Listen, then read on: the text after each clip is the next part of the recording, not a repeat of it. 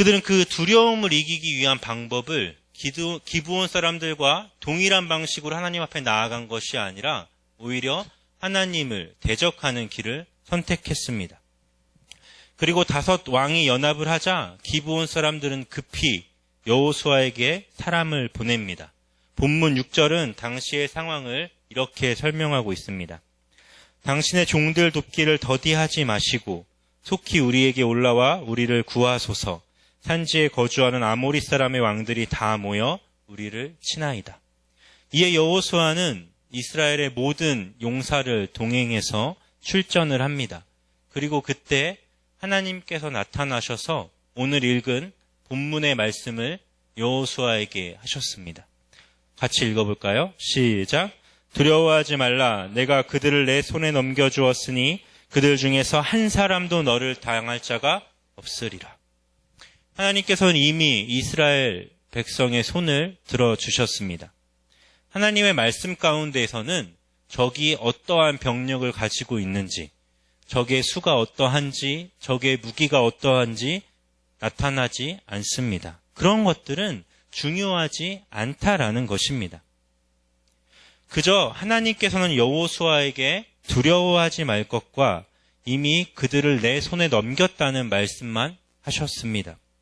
10장을 통틀어 하나님께서 직접 여호수아와 이스라엘 백성에게 말한 사건은 이 8절밖에 나타나 있지 않습니다. 이것이 무엇을 의미합니까? 바로 여호수아가 하나님의 말씀대로 그대로 준행하며 살았다는 것을 의미합니다.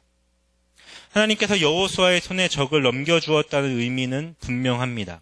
하나님께서 여호수아와 동행하겠다는 뜻이었습니다. 반대로 하나님께서 함께하지 않는 무리들, 즉 기브온을 치기 위해 모였던 여리고의 5 왕들에게는 하나님이 함께하시지 않는다는 것을 이야기하죠. 이것이 무엇을 의미할까요? 하나님이 하나님이 없는 곳은 뭐가 있는 것입니까? 죄가 있는 것입니다.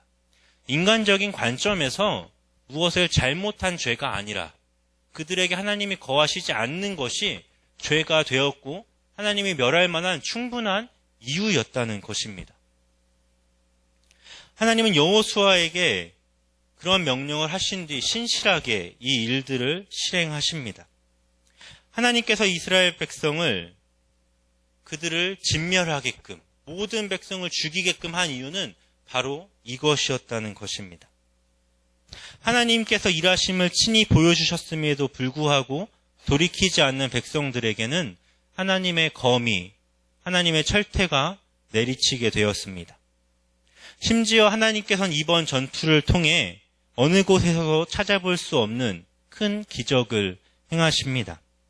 하나님께서는 여호수아에게 두려워하지 말라는 말씀을 하신 이후 여호수아가 그 명령에 순종하여 길갈에서 밤새도록 올라가 5 왕을 치게 됩니다. 그리고 이스라엘 백성의 힘이 아닌 하나님께서 이 전쟁에 직접 관여하십니다. 여호수아가 기브온에서 크게 사륙하고 추격하자 연합군은 베토론의 비탈길로 도망가기 시작합니다. 그때 하나님께서는 큰 우박 덩어리를 그 백성 가운데 내리십니다. 그리고 그 피해가 이스라엘 백성이 칼로 친 수보다 훨씬 더 많다고 성경엔 기록되어져 있습니다. 더 놀라운 사실은 아모리 족속의 5 왕들을 추적하기 위하여 여호수아는 이런 기도를 합니다. 12절입니다. 12절 후반부에 여호수아는 이렇게 말합니다. 태양아 너는 기브온 위에 머무르라. 달아 너도 아얄론 골짜기에서 그리할지어다. 그러자 어떠한 일이 일어납니까? 태양이 머물고 달이 멈춘 사건이 구약 이곳 가운데서 벌어지는 것입니다. 태양이 중천에 머물고 내려가지 않는 것입니다.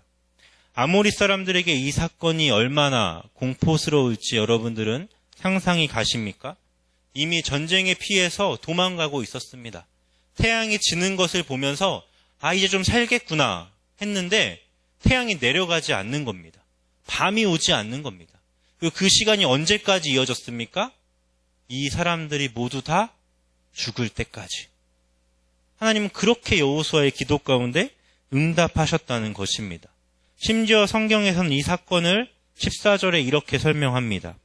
여호와께서 사람의 목소리를 들으신 이 같은 날이 전에도 없었고 후에도 없었나니 이는 여호와께서 이스라엘을 위하여 싸우셨음이니라. 태양과 달이 멈춰버린 일이 일어났습니다. 그것도 여호수아 단 한 사람의 기도로 말입니다. 태양과 달이 멈춘 건 무엇을 의미합니까? 여러분들은 이 당시 사람들보다 과학적으로 뛰어나잖아요. 우주가 멈췄다는 겁니다. 우주가 멈췄음에도 불구하고 시간은 흐르고 있었다는 것이죠. 이 놀라운 사건을 심지어 어디에 있는 사람까지 알았겠습니까? 이스라엘의 반대쪽에 살던, 한국 땅에 살던 사람들도 이 사건을 봤을까요? 못 봤을까요? 경험했더라는 것이죠. 왜 하나님께서는 이런 일을 허락하셨을까요? 본인이 만든 우주의 질서, 우주의 창조 섭리를 멈추면서까지 하나님은 이 일을 단행하셨다는 것입니다. 이스라엘 백성의 이번 전투는 주변 국가들에게 뜨거운 감자였습니다. 여리고성을 점령하고 아이성을 무너뜨린 이 백성이 기브온이라는 민족을 흡수하더니 그 기브온 민족과 반대되는 다섯 왕들과의 큰 전쟁 가운데 다른 나라들은 이목을 집중할 수밖에 없었습니다. 그때 하나님은 태양과 달이 멈추는 것을 허락하셨습니다. 하나님이 진정 원한 것은 무엇이었을까요? 하나님께서는 또 다른 기브온이, 또 다른 라합이 나오길 원하셨다는 것입니다. 하나님의 전능하심을 나타내어 이제라도 이들이 돌아오기를, 더 이상 하나님이 없는 죄 가운데 거하는 것이 아니라 하나님과 동행하는 구원을 경험하길 원하셨다는 것입니다. 그러나 놀랍게도 이러한 기적을 눈앞에 보면서도 아모리의 다섯 왕들은 자신들의 죄를 회개하지 않았습니다. 그들은 하나님 앞에 돌아오지 않았다는 것입니다. 다섯 왕들이 결국 쫓기어서 막게다 굴에 숨었을 때에도 여호수아가 그들을 바로 죽이지 않고 돌을 굴려 동굴의 입구를 막았을 때에도 그들에겐 여전히 기회가 있었습니다.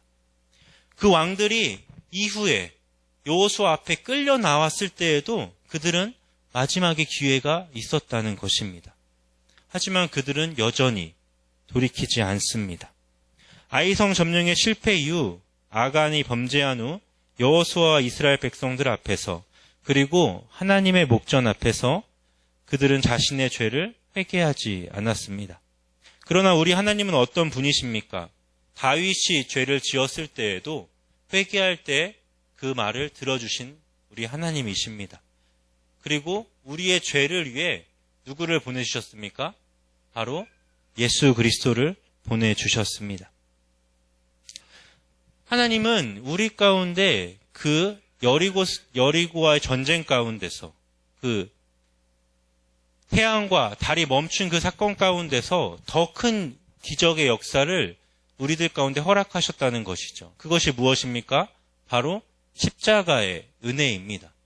태양이 멈추는 것보다, 달이 멈추는 것보다 더 놀라운 사실, 하나님의 아들이 이 땅 가운데 오셔서 우리의 죄를 위해 죽으신 그 보혈의 은혜가 우리 가운데 허락되었다는 것입니다. 그런데 그때와 똑같은 일들이 지금도 일어나고 있다는 것입니다. 그리스도의 복음이 선포되었음에도 불구하고 마치 그 다섯 왕들처럼 하나님 앞에 나아가지 않고 회개하지 않고 믿음을 갖지 못하는 사람들이 오늘날 역시도 너무나 많이 있다는 것입니다.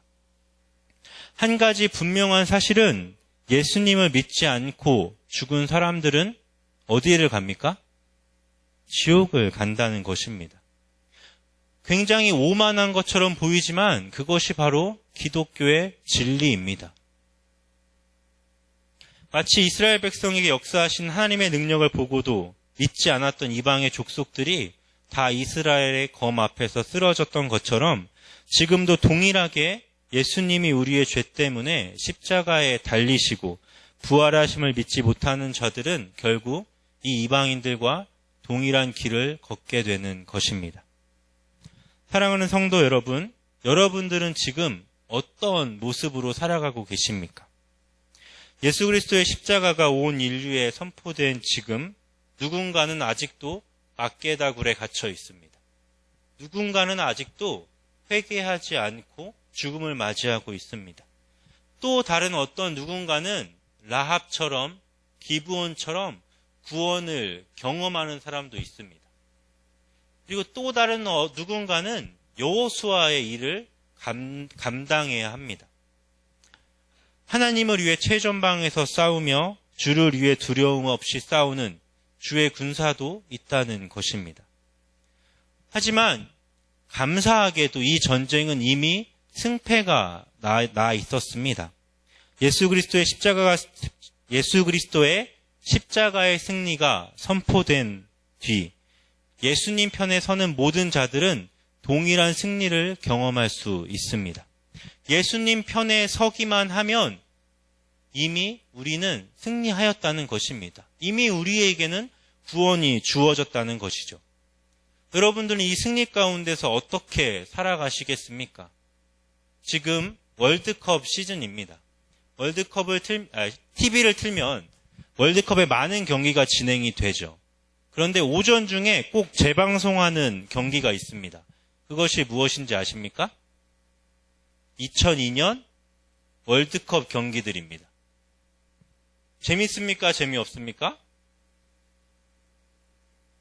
재미없나요? 네, 벌써 몇 년이 지났죠? 12년이 지났습니다. 12년이 지난 경기를 보는데 재밌습니까? 재미없습니까? 재밌죠. 왜 재밌습니까? 왜 재밌죠? 이겼으니까. 우리나라의 경기가 재밌는 이유는 단 한 가지입니다. 다른 강대국가의 경기 가운데서 이미 승리를 얻었기 때문이라는 거죠. 그것을 보는 우리는 즐겁지요. 즐겁고 흥분되고 지금 느낄 수 없는 기쁨을 느낄 수 있습니다. 그런데 우리의 삶이 이와 마찬가지라는 것입니다. 우리의 삶 가운데 강대국과 맞서는 듯한 답답함과 어려움이 있습니다. 심지어 전력 질주를 해야 될 때도 있어요. 혹은 태클을 걸어야 할 때도 있고요. 때로는 애매한 판정에 눈물을 흘릴 때도 있지만 이미 이겼던 경기라면 여러분들은 그것 가운데 어떻게 임하시겠습니까? 우리의 전쟁 가운데, 우리의 삶 가운데 이미 예수 그리스도의 승리가 선포되어져 있습니다. 사랑하는 성도 여러분, 그 승리를 마음껏 누리길 간절히 축복드립니다. 사랑하는 성도 여러분, 그 승리 가운데 더 이상 좌절하지 않기를 소망합니다. 여러분의 삶에 어려움이 있을 수 있습니다. 여러분들 삶 가운데 눈물 흘릴 만큼 힘든 일이 있을 수 있지만 우리의 최후엔 결국 하나님과 함께 승리할 수 있는 예수님의 십자가를 믿기만 한다면 우리는 그 구원 가운데 이미 참여하고 있는 것입니다. 하나님은 여호수아에게 이렇게 얘기하였습니다. 두려워하지 말라. 내가 그들을 내 손에 넘겨주었으니 그들 중에서 한 사람도 너를 당할 자가 없으리라. 두려워하지 말라. 내가 너와 함께 하겠다. 하나님의 외침은 이 전쟁이 여러분들의 삶이 오직 예수 안에 속해 있고 예수 안에 이미 승리되어 있음을 선포하고 계신 것입니다. 두려워하지 마시길 바랍니다. 세상은 여러분들의 밥입니다. 세상이 무엇을 가졌든지 세상이 어떤 무기를 들고 여러분들을 방해할지라도 여러분들은 그것 가운데서 두려워할 필요가 없습니다. 왜냐하면 하나님께서 이미 승리하셨고 이기셨기 때문입니다.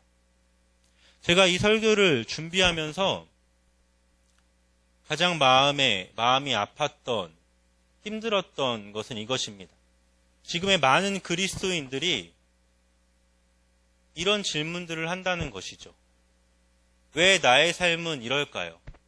왜 하나님은 나의 삶 가운데서 역사하지 않으실까요?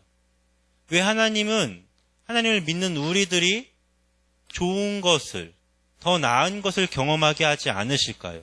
또 이렇게 반문하기도 합니다. 하나님은 왜 악인에게 더 좋은 것을 주실까요? 왜 나쁜 짓을 하는 사람들이 하나님 앞에서 떵떵거리고 오래 살까요? 이러한 질문들, 하나님이 공의롭게 보이지 않는 질문들, 그건 지극히 세상적 관점이라는 것입니다. 세상의 관점으로 보면 그들이 축복받는 것 같이 보이고, 세상의 관점으로 보면 그들이 살고 있고 누리고 있는 것이 좋은 것처럼 보이지만 하나님의 관점에서는 그것이 아무것도 아니라는 것입니다. 우리가 얼마나 누렸느냐, 우리가 얼마나 즐기고 있느냐, 우리가 얼마나 부를 축적하느냐는 하나님과 아무 상관이 없다는 것입니다. 사랑하는 성도 여러분, 주님만을 붙잡으시길 간절히 소망합니다. 주님이 전부입니다. 주님 외에는, 예수의 이름 외에는, 예수의 복음 외에는 여러분들의 기쁨이 될 수 없습니다. 이 사실을 믿고 나아가시길 간절히 소망합니다. 주님이 나의 전부입니다. 주님이 우리의 전부이고 십자가의 승리가 바로 나의 승리이며 우리의 인생의 승리인 줄 믿습니다. 우리 시간 가운데 찬양하길 원합니다.